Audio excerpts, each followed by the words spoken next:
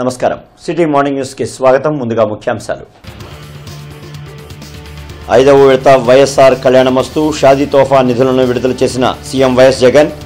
జిల్లాలో 303 మంది లబ్ధిదారులకు 2,75,00,000 జమ చేసినట్లు జిల్లా కలెక్టర్ వెల్లడి.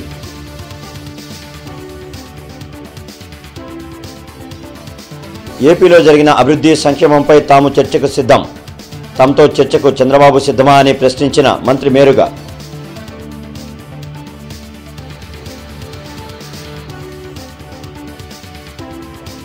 చంద్రబాబు రా కదలిరా సభలు జనం లేక వెలవెల. కుర్చీ మడత పెట్టడంలో లోకేష్ ది గిన్నీస్ రికార్డ్ అంటూ మంత్రి అంబటి వ్యంగ్యాస్త్రాలు.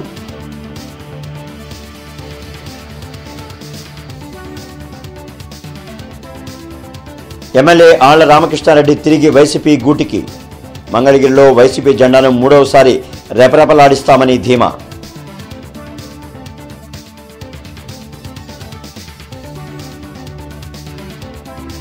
ఏపీ జేఏసీ ఆధ్వర్యంలో ఉద్యమ శంఖారావం. సమస్యలు పరిష్కరించుకుంటే 27న చలో విజయవాడకు పిలుపు. పేదల కుటుంబాల భవిష్యత్తు మారాలంటే అది ఒక్క విద్యతోనే సాధ్యమవుతుందని ముఖ్యమంత్రి వైఎస్ జగన్మోహన్ రెడ్డి అన్నారు. అందుకే వైఎస్ఆర్ కళ్యాణమస్తు షాదీ తోఫాలకు వధువు వరుడి నిర్దిష్ట వయసుతో పాటు తప్పనిసరిగా 10th పాస్ అవ్వాలనే నిబంధనను అమలు చేస్తున్నట్లు తెలిపారు.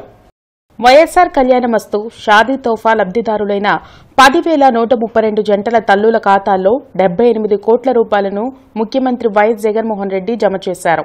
తాడేపల్లిలోని సీఎం క్యాంప్ కార్యాలయంలో నిర్వహించిన కార్యక్రమంలో ముఖ్యమంత్రి జగన్ పాల్గొనగా ఇతర జిల్లాల నుండి అధికారులు, ప్రజాప్రతినిధులు, లబ్ధిదారులు వర్చువల్ గా హాజరయ్యారు.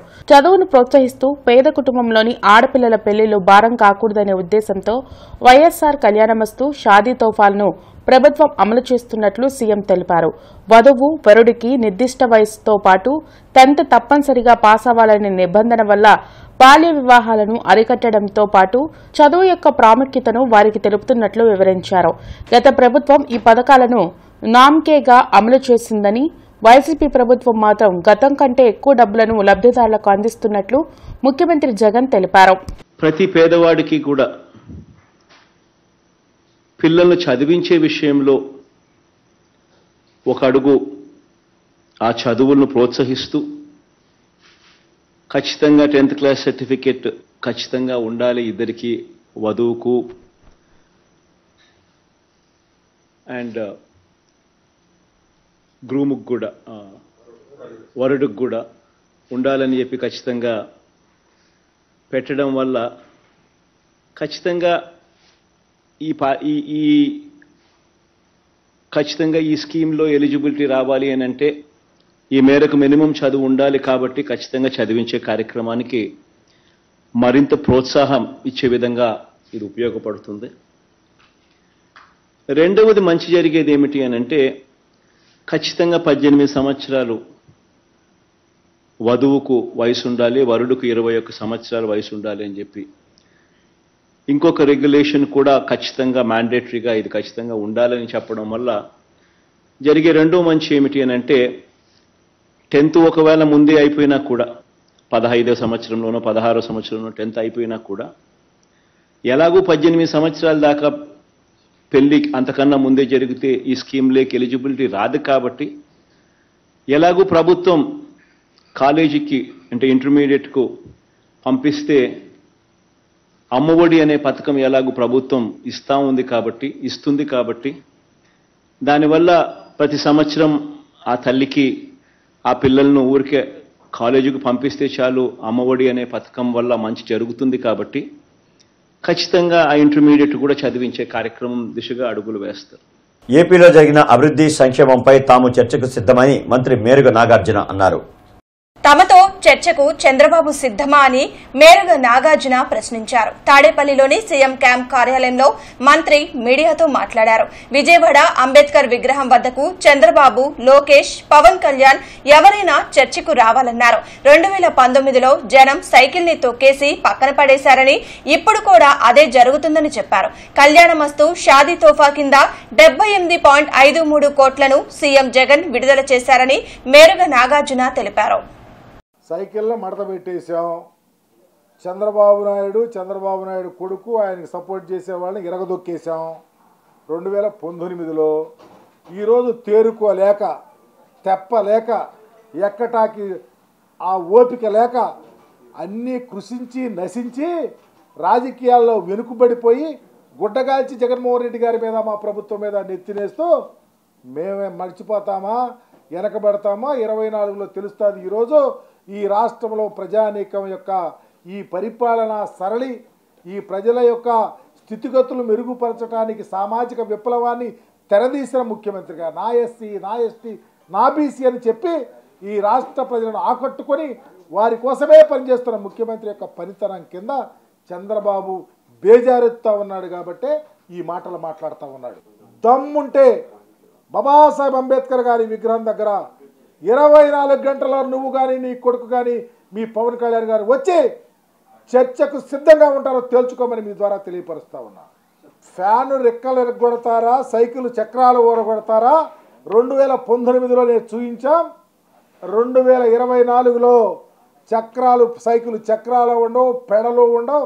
అవి నడిపినటువంటి వాళ్ళు కూడా ఈ రాష్ట్ర రాజకీయాల్లో ఉండరని మీ ద్వారా తెలియపరుస్తా ఉన్నా.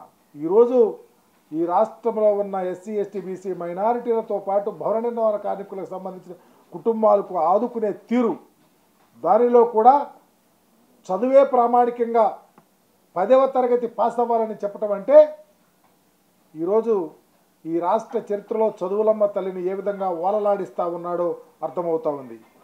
చంద్రబాబు కదలిరా సభలో జనం లేక వెలవెలపోతుంటే శంఖం వదలని స్థితిలో లోకేష్ శంఖారావం ఉందని మంత్రి అంబటి రాంబాబు ఎద్దేవా చేశారు.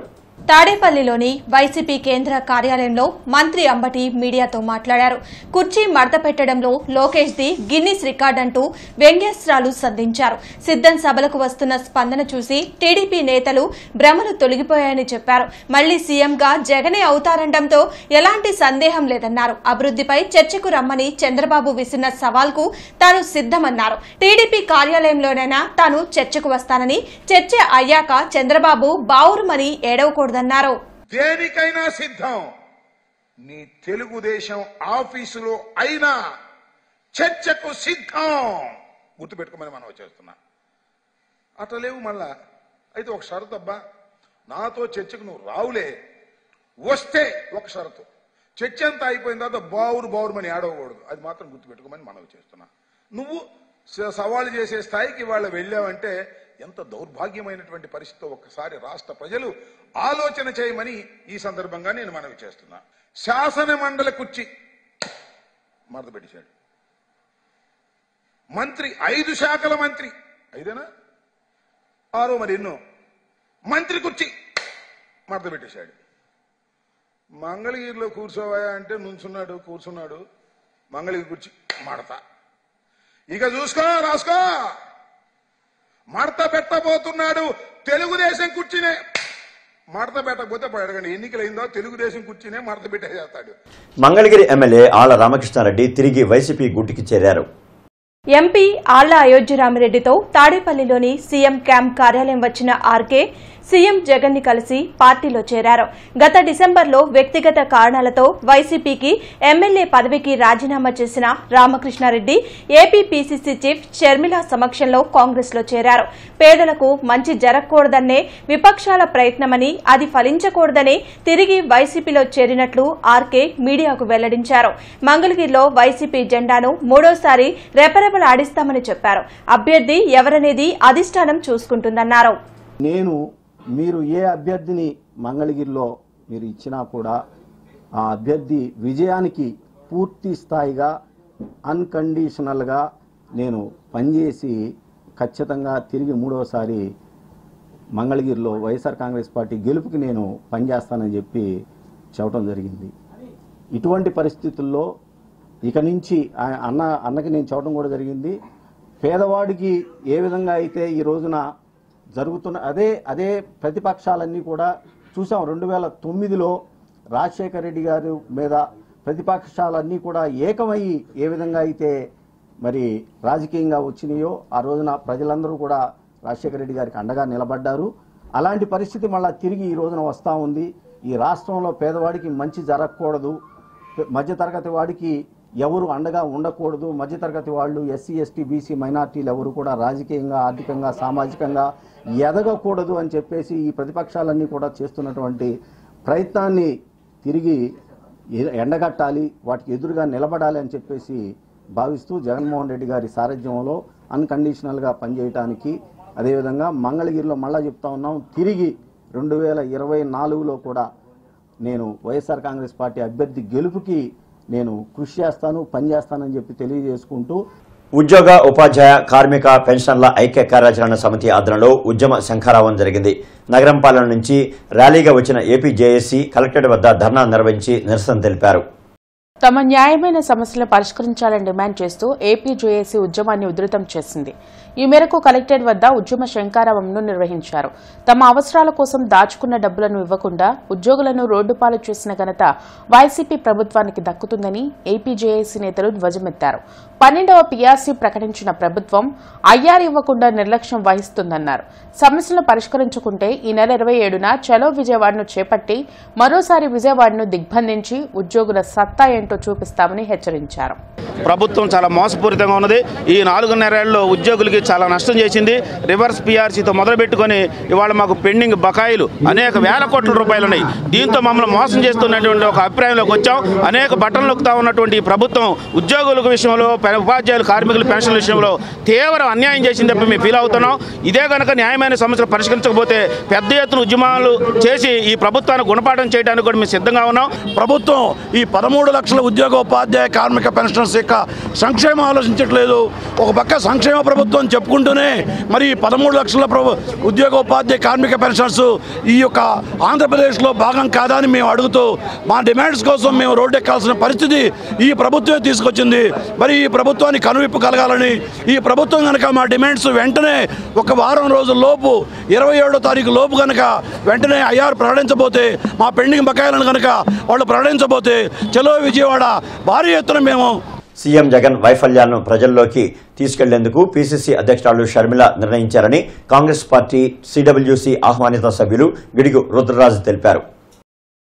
విజయవాడలో పార్టీ నేతలు మస్తాన్ వలి, తులసిరెడ్డి ఇతర నాయకులతో కలిసి రుద్రరాజు మీడియాతో మాట్లాడారు. ఈ నెల 22న చలో సెక్రటేరియట్ ను నిర్వహించనున్నట్లు తెలిపారు. అలాగే ఫిబ్రవరి 26న అనంతపురంలో జరిగే బహిరంగ సభలో ఏఐసీసీ అధ్యక్షులు మల్లికార్జున ఖర్గే పాల్గొంటారని చెప్పారు. అలాగే విశాఖ, గుంటూరు, జంగారెడ్డిగూడెంలలో బహిరంగ సభలు నిర్వహించనున్నట్లు తెలిపారు. ఇండియా కూటమిలో ఉన్న పార్టీలు, ప్రజా సంఘాలతో కలిసి ఈ నెల 23న విజయవాడలో షర్మిల సమావేశాన్ని నిర్వహిస్తారని వివరించారు. ఈ నెల 26వ తేదీన కాంగ్రెస్ అధ్యక్షులు శ్రీ మల్లికార్జున ఖార్గే గారు అనంతపురంలో ఒక బ్రహ్మాండమైనటువంటి బహిరంగ సభలో పాల్గొని ప్రసంగించనున్నారు. దాంట్లో ప్రప్రథమ బహిరంగ సభ అనంతపురంలో జరుగుతుంది. ఒక బహిరంగ సభ వైజాగ్ స్టీల్ ప్లాంట్ ప్రైవేటీకరణని వ్యతిరేకిస్తూ ఒకటి విశాఖపట్నంలో నిర్వహించడం జరుగుతుంది. ఒక బహిరంగ సభ గుంటూరు క్యాపిటల్ ఏరియా కోసం, సో గుంటూరులో ఒక బహిరంగ సభ నిర్వహించడం జరుగుతుంది. ఒక బహిరంగ సభ పోలవరానికి సంబంధించి కానీ, ఇరిగేషన్ ప్రాజెక్టు సంబంధించి కానీ, వ్యవసాయ ఆధారిత ఇతర అంశాలకు సంబంధించినటువంటి ఇష్యూస్ అన్నిటి మీద కూడా ఒకటి జంగారెడ్డిగూడెంలో నిర్వహించాలని చెప్పి పార్టీ భావిస్తోంది. ప్రప్రథమంగా ఖార్గే గారు 26వ తేదీన వస్తారు. ఒక బహిరంగ సభకి కర్ణాటక ముఖ్యమంత్రి గారు వస్తారు. ఒక బహిరంగ సభకి తెలంగాణ ముఖ్యమంత్రి గారు వస్తారు. ఒక బహిరంగ సభకి శ్రీమతి ప్రియాంక గాంధీ గారు వస్తారు. అల్టిమేట్గా రాహుల్ గాంధీ గారు ఒక పెద్ద భారీ బహిరంగ సభని రాహుల్ గాంధీ గారి నేతృత్వంలో ఏర్పాటు చేయాలని పార్టీ భావిస్తోంది. సో ఇవన్నీ కూడా ఈ నెల 26వ తేదీని ప్రారంభిస్తే మార్చి 2వ వారం 3వ వారం అంతం లోపల ఈ కార్యక్రమాలన్నీ కూడా 5వ విడత వైఎస్ఆర్ కళ్యాణ మస్తు షాదీ తోఫా నిధులను లబ్ధిదారుల ఖాతాలో సీఎం జగన్ జమ చేశారు. జిల్లా కలెక్టరేట్లో నిర్వహించిన కార్యక్రమంలో కలెక్టర్ వేణుగోపాల్ రెడ్డితో పాటు ప్రజాప్రతినిధులు క్రిస్టినా, కావటి మనోహర్ నాయుడు, ఇతర అధికారులు పాల్గొన్నారు. 303 మంది లబ్దిదారుల ఖాతాల్లో 2,75,00,000 రూపాయలను జమ చేసినట్లు కలెక్టర్ వేణుగోపాల్ రెడ్డి తెలిపారు. విద్య యొక్క ప్రాముఖ్యతను పెంచేందుకు 10th పాస్ నిబంధనను ప్రభుత్వం ఈ పథకాల అమలుకు పెట్టిందని వివరించారు. ఇప్పటి వరకు అంటే ఈ కార్యక్రమం ప్రారంభమైన 2022 అక్టోబర్ 1వ తారీఖున ప్రారంభమైన ఈ కార్యక్రమం అప్పటి నుండి 4 విడతలు పూర్తి చేసుకుని ఈరోజు 5వ విడత ఆర్థిక మంజూరు కూడా వారికి అందజేయడం జరిగింది. ఈ 5 విడతల్లో అంటే లాస్ట్ 4 విడతల్లోనే మనకు 1,297 మందికి 11,65,00,000 రూపాయలు లబ్ధి చేకూరితే ఈ రోజు మళ్లీ అదనంగా ఇంకో 303 మందికి 2,75,40,000 రూపాయలు అందించడం జరిగింది. ఒకసారి దీని ప్రధానమైన ఉద్దేశం మీరు గమనించినట్లయితే తప్పనిసరిగా ఈ లబ్ధి పొందాలి అంటే ఆ వధువులందరూ కూడా 10వ తరగతి తప్పనిసరిగా వధువు వరుడు ఇద్దరు కూడా మినిమం క్వాలిఫికేషన్ 10వ తరగతి ఉండాలి. దీన్ని పొందుకుంటున్నారో వారందరికీ కూడా నేను కంగ్రాచులేషన్స్ చెప్తున్నాను. రాబోయే రోజుల్లో వారందరూ కూడా జగన్మోహన్ రెడ్డి గారికి అండగా ఉండి జగన్మోహన్ రెడ్డి గారిని అత్యధికమైనటువంటి మెజార్టీతో మనందరం గెలిపించుకొని మరలా ముఖ్యమంత్రిని చేసుకోవాలని ప్రతి ఒక్కరు పథకాలు ఎవరైతే పొందుకుంటున్నారో ప్రతి ఒక్కరిని కూడా నేను కోరుకుంటూ ముఖ్యంగా జగన్మోహన్ రెడ్డి గారికి హృదయపూర్వకమైనటువంటి ధన్యవాదాలు తెలియపరుచుకుంటూ సెలవు తీసుకుంటాను. My first vote to CBN కార్యక్రమంలో భాగంగా పత్తిపాడు నియోజకవర్గ ఇన్ఛార్జ్ బోర్ల రామాంజనేయులు, టీడీపీ రాష్ట్ర ప్రొఫెషనల్ సెల్ అధ్యక్షులు పొడపాటి తేజస్విని ఆధ్వర్యంలో యువతకు మొదటి ఓటు హక్కు వినియోగంపై అవగాహన కల్పించారు. తెలుగుదేశం పార్టీ ఎన్నికల శంకారావంలో భాగంగా మొట్టమొదటిసారి ఓటు హక్కు వినియోగించుకోబోయే యువతీ యువకులకు ఈ రాష్ట్రానికి నారా చంద్రబాబు నాయుడు ఆవశ్యకత వివరిస్తూ చేపట్టిన my first vote to CBN పేరుతో చేపట్టిన కార్యక్రమంలో భాగంగా మొదటిసారి ఓటు హక్కు వినియోగించుకున్న యువతతో ప్రతిపాడు నియోజకవర్గ టీడీపీ ఇన్ఛార్జ్ బూర్ల రామాంజనేయుల నేతృత్వంలో టీడీపీ రాష్ట్ర ప్రొఫెషనల్ సెల్ అధ్యక్షురాలు పొడపాటి తేజస్విని ముఖ్య అతిథిగా తెలుగు యువత జిల్లా అధ్యక్షులు రాయపాటి సాయికృష్ణ ఆధ్వర్యంలో టీఎన్ఎస్ఎఫ్ జిల్లా అధ్యక్షులు మనవ వంశీకృష్ణ, రాష్ట్ర ఐటీడీపీ ఉపాధ్యక్షులు పంచుమర్తి శేషు తదితరులతో భారీ అవగాహన కార్యక్రమం నిర్వహించారు. ఏపీ లీడర్స్ గా మరియు వారియర్స్ గా ఎంపిక కాబడిన వారితో కలిసి మలినేని కళాశాల ఆడిటోరియంలో ఓటు యొక్క ప్రాధాన్యతను వివరిస్తూ ఓటు వేయాలి, ఎవరికి ఓటు వేయాలి, ఎలా వేయాలి అనే అంశాలపైన మొదటిసారి ఓటు హక్కు వినియోగించుకోబోయే యువకులతో అవగాహన కార్యక్రమం నిర్వహించారు. అనంతరం విద్యార్థులతో ఇంటరాక్ట్ అయ్యారు. ఓటు వేసే ప్రక్రియలో ఎలాంటి మెలకువలు పాటించాలో కళ్లకు కట్టినట్లు చూపుతూ ఏర్పాటు చేసిన డమ్మీ ఈవీఎంలు, వాటిల్లో ఉన్న బటన్లు నొక్కగానే గుర్తు పక్కనే ఎరుపు రంగులో ఉన్న లైట్ వెలుగుతూ ఓటు పడ్డట్లు శబ్దం వచ్చేలా ఏర్పాటు చేయడం మరియు ఓటు వేశాక వీవీప్యాడ్లో కనపడే అదృశ్యమయ్యే స్లిప్ నమూనాలను యువకులతో ఓటు వేయించి పంచిపెట్టిన తీరు యువతీ యువకులను భారీగా ఆకట్టుకుంది. ఈ కార్యక్రమంలో ఏపీ వారియర్స్ అయిన జట్టి జానకరామయ్య, గంటా మౌలిక, నేపాక పద్మ తదితరులు పాల్గొన్నారు.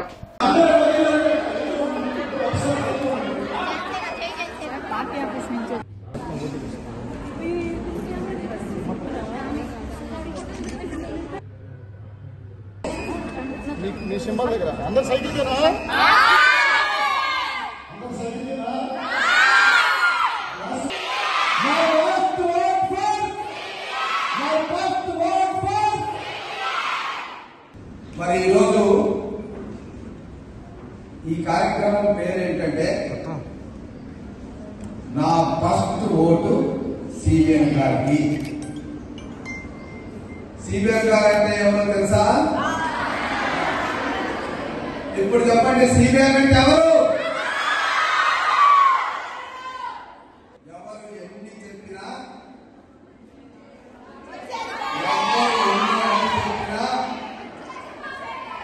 ఎన్ని మాయ మాటలు చెప్పినా రాబోయే ముఖ్యమంత్రి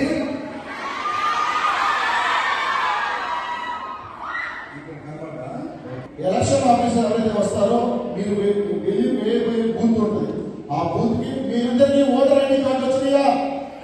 మీరందరూ కలెక్ట్ చేసుకున్నారా? కలెక్ట్ చేసుకుంటే సరిపోదు.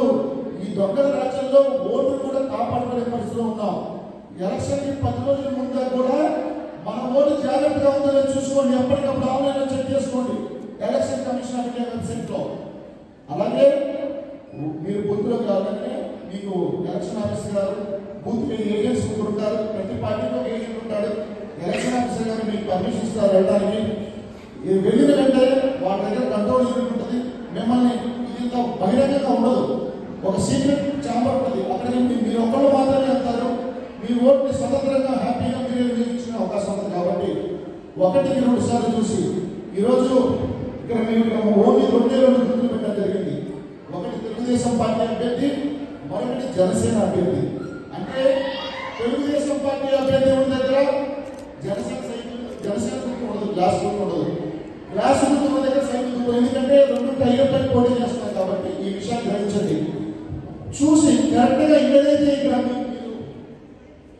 దివ్యాంగుల పెన్షన్ 6,000 వరకు పెంచాలని ఎంఆర్పీఎస్ వ్యవస్థాపక అధ్యక్షుడు మందకృష్ణ మాదిగ డిమాండ్ చేశారు. ఈ సందర్భంగా మందకృష్ణ మాదిగ మీడియాతో మాట్లాడుతూ దివ్యాంగులు రోడ్డెక్కక ముందే వైసీపీ ప్రభుత్వం తగు నిర్ణయం తీసుకోవాలన్నారు. అన్ని రాజకీయ పార్టీలు దివ్యాంగుల సమస్యల పట్ల సానుకూలంగా స్పందించాలని కోరారు. డిమాండ్ల సాధన కోసం మార్చి 9న చెలో అమరావతి నిర్వహించనున్నట్లు మందకృష్ణ ప్రకటించారు. ఆంధ్రప్రదేశ్లో ఉండబడే లక్షలాది మంది వికలాంగులు తమ హక్కుల సాధన కోసం ప్రజా ఉద్యమాన్ని నిర్మించకముందే, రోడ్డెక్కక ముందే వికలాంగుల డిమాండ్ల పరిష్కారం కోసం జగన్మోహన్ రెడ్డి గారి ప్రభుత్వం ముందుకు రావాలి. పెన్షన్ని, వికలాంగులకు ఇచ్చే పెన్షన్ని 6,000కు పెంచాలని డిమాండ్ చేస్తున్నాం. ఆంధ్రప్రదేశ్లో ఉండబడే లక్షలాది మంది వికలాంగుల ఆవేదనని, ఆకాంక్షల్ని, డిమాండ్లని జగన్మోహన్ రెడ్డి గారి ప్రభుత్వం ముందు పెట్టడానికి చెలో అమరావతి పిలుపునిస్తున్నాం. మార్చి 9న చెలో అమరావతి పిలుపునిస్తున్నాం. నియోజకవర్గంలోని 5 మండలాలకు చెందిన వాలంటీర్లకు సేవామిత్ర, సేవా వజ్ర అవార్డులతో పాటు నగదు బహుమతులను ఎమ్మెల్యే నంబూరు శంకరరావు అందజేశారు. ఈ సందర్భంగా ఎమ్మెల్యే నంబూరు శంకరరావు మాట్లాడుతూ దేశంలో ఎక్కడా లేని విధంగా వాలంటీర్ వ్యవస్థను ఏర్పాటు చేసి ప్రతి ఇంటికి సంక్షేమాన్ని అందిస్తున్న ఏకైక నాయకుడు సీఎం జగన్మోహన్ రెడ్డి అని చెప్పారు. వాలంటీర్ వ్యవస్థపై ప్రతిపక్షాలు చేసిన విమర్శలు తమ పనితీరుతో వాలంటీర్లే తిప్పికొట్టారన్నారు. సచివాలయ వ్యవస్థతో గ్రామానికి ప్రభుత్వాన్ని తెచ్చిన ఘనత సీఎం జగన్దేనన్నారు. రైతు భరోసా, హెల్త్ సెంటర్లతో గ్రామాల రూపురేఖలు మార్చారన్నారు. నాడు నేడు ద్వారా స్కూళ్లు బాగు చేసి రేపటి తరాలకు మార్గదర్శిగా నిలిచారన్నారు. తూర్పు టీడీపీ కార్యాలయంలో నిర్వహించిన మీడియా సమావేశంలో టీడీపీ నాయకులతో కలిసి నసీర్ అహ్మద్ పాల్గొన్నారు. ఈ సందర్భంగా నసీర్ అహ్మద్ మీడియాతో మాట్లాడుతూ ఎవరి పాలన స్వర్ణయుగమో, ఎవరి పాలన రాతియుగమో, అభివృద్ధి పాలన ఎవరిదో, విధ్వంసక పాలన ఎవరిదో ప్రజలు అన్ని గమనిస్తున్నారని తెలిపారు. జగన్ సిద్ధమని సభలు పెట్టి అశుద్ధం మాటలు చెబుతున్నారని అన్నారు. 2019లో ప్రజలు ఇచ్చిన ఒక్క ఛాన్స్ జగన్ కు రాజకీయంగా చివరి ఛాన్స్ అయిందని అన్నారు. వచ్చే ఎన్నికల్లో ఫ్యాన్ రెక్కలు విరిచేయడానికి జనం కసితో సిద్ధంగా ఉన్నారన్నారు. కార్యక్రమంలో టీడీపీ కార్పొరేటర్ ఎల్లావల అశోక్, నాయకులు కొనకల్ల సత్యం, గుడిమెట్ల దయారత్నం, శ్రీను నాయక్ తదితరులు పాల్గొన్నారు.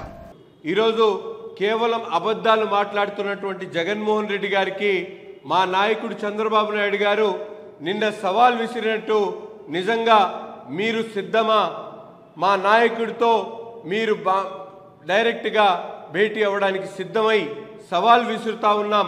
ఇప్పటికైనా ఈ సిద్ధం అనే నినాదంతో మీరు ఏదైతే ప్రజల్లోకి వెళ్తా ఉన్నారో, మీరు నిజంగా ప్రజలకు ఎటువంటి కార్యక్రమాలు చేశారో చెప్పి వారి దగ్గర నుండి ఓట్లు రాబట్టుకోవాలి తప్ప అబద్ధాలు చెప్పి ప్రజలను మోసగిచ్చేటువంటి కార్యక్రమాల్ని మానుకోవాలని చెప్పి ఈ సందర్భంగా తెలియజేస్తా ఉన్నాం. జీఎంసీ ఇంజనీరింగ్ విభాగంలో కమిషనర్ కీర్తి నూతన సంస్కరణలు తీసుకొచ్చారు. నగర ప్రజలకు మెరుగైన సత్వర సేవలు అందించేందుకు ఎమ్యూనిటీ కార్యదర్శులకు పూర్తిస్థాయి బాధ్యతలను అప్పగించారు. విధులు కేటాయిస్తూ ఉత్తర్వులు జారీ చేశారు. నెహ్రూ నగర్ ఉప కేంద్రం పరిధిలో నూతన విద్యుత్ లైన్ ఏర్పాటు చేస్తున్నారు. ఈ రోజు ఉదయం 7 గంటల నుంచి మధ్యాహ్నం 2 గంటల వరకు Nehru Nagar, Venkatadripeta, new railway station road వినియోగదారులకు విద్యుత్ అంతరాయం ఏర్పడుతుందని deputy executive engineer PH Khan తెలిపారు. కావున వినియోగదారులు సహకరించవలసిందిగా కోరారు. ఇక ఈ వార్తలు ఇంతటితో సమాప్తం. నమస్కారం.